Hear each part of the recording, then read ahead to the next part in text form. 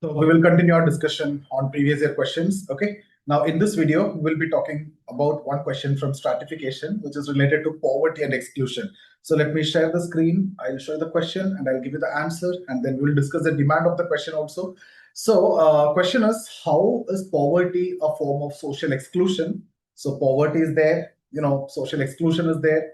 You need to explain what is social exclusion, you need to explain what is poverty, and you need to show how poverty is a form of social exclusion. And then you need to illustrate in this connection the different dimensions of poverty and social exclusion. So first part, define poverty, define social exclusion, and then explain how poverty itself become a mechanism of social exclusion. When you are poor, how you get excluded socially, that's the first thing that you need to mention, and then illustrate the different dimensions of poverty and social exclusion, right? And then of course you need to support it with sociological thinkers and examples. I'll give you all those concepts and thinkers. In fact, we have already done that discussion in detail, so here I'll go through that quickly, and then suggest way forward. One or two lines, one line is enough at least, but that should be there in your answer as it is a 20 marker.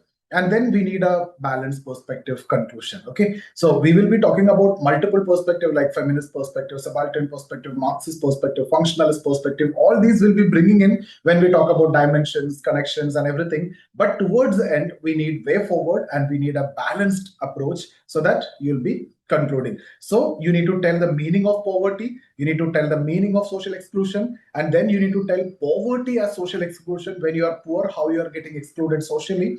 And you can also talk about people exclude themselves socially and people excluded socially otherwise also, and then economic, social, political, cultural, and psychological dimensions of poverty. And then who are the thinkers you can mention? Of course, you can start with Amartya Sen, and then Ruth Levitas, and then Bourdieu, very important. Oscar Lewis, very important. Walker and Walker, and then you can talk about Anne Oakley when we discuss feminist perspective. Sylvia Balbi, you can mention.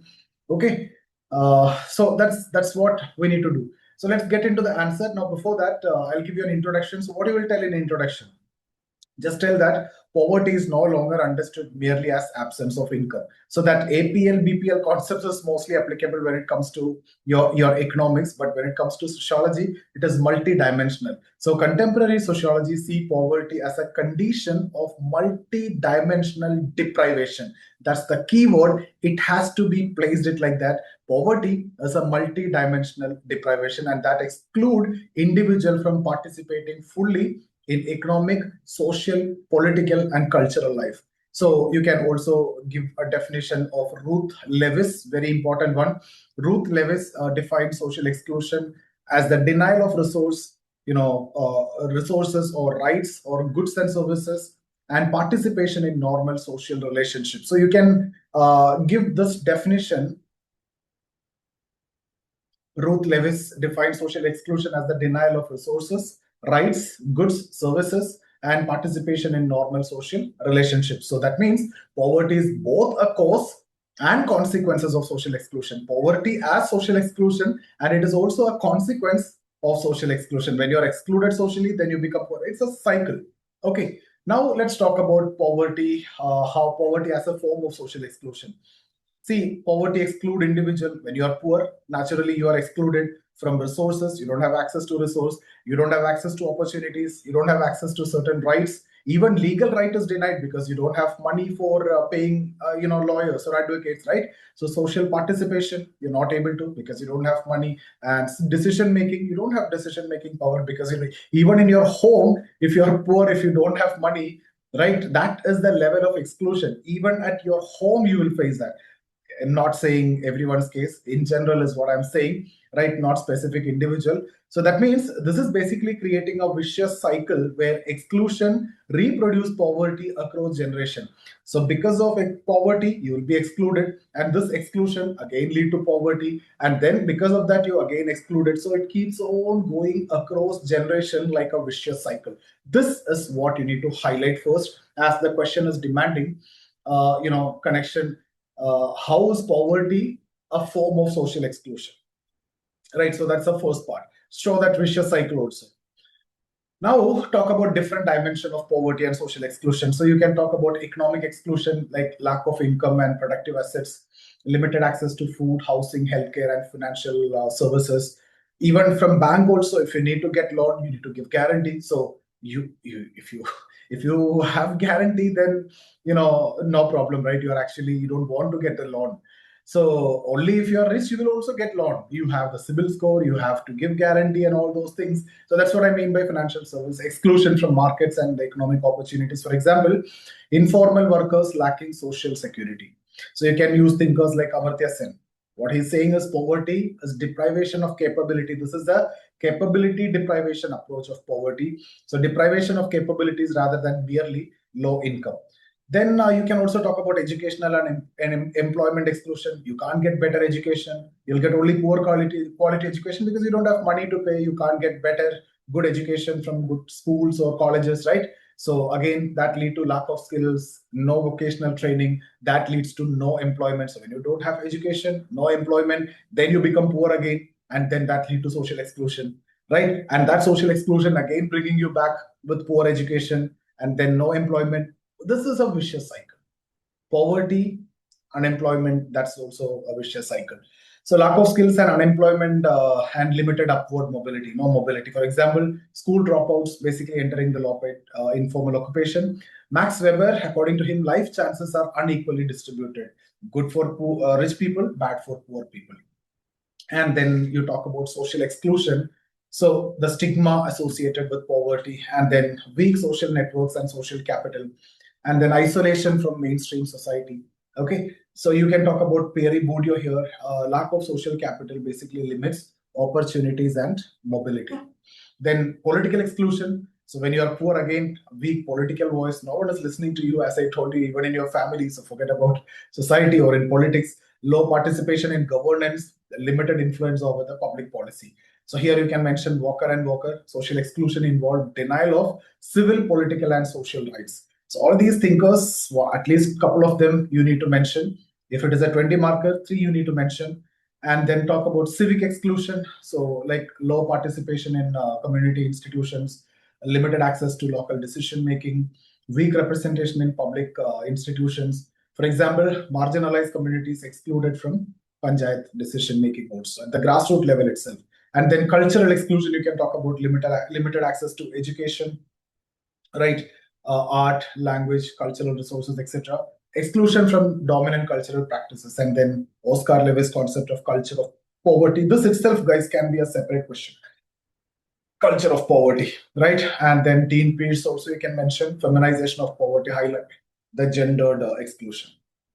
Psychological dimension, psychological exclusion, shame, inferiority, hopelessness, chronic stress, poor mental health.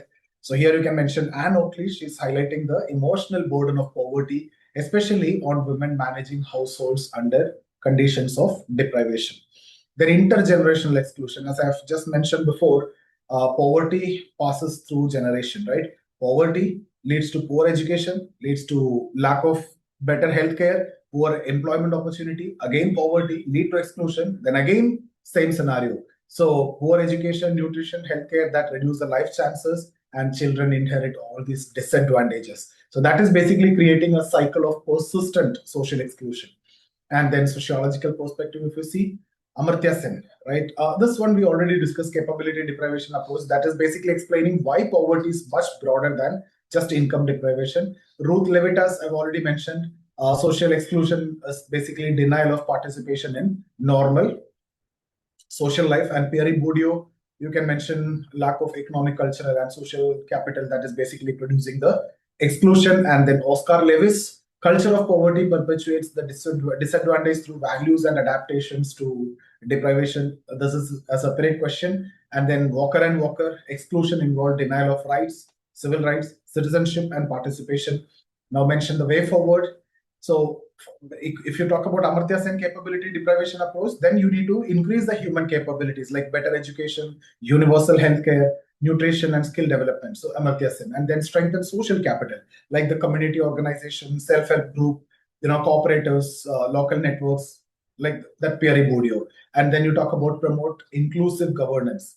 Greater political participation means that is better, right? So inclusive governance, and then decentralization, representation of marginalized group, Nancy Fraser, and then reduce the cultural exclusion, and then address the psychological dimension also, like giving mental health support, social security, community counseling, etc. You can give these contemporary example like MGNREGA is basically reducing the rural economic exclusion, and rural empowerment is there. So what happens? You are seeing rural demand is increasing, and that is actually showing their scenarios getting better. National Food Security Act is also addressing food security issues. Self-help group is improving women's social capital.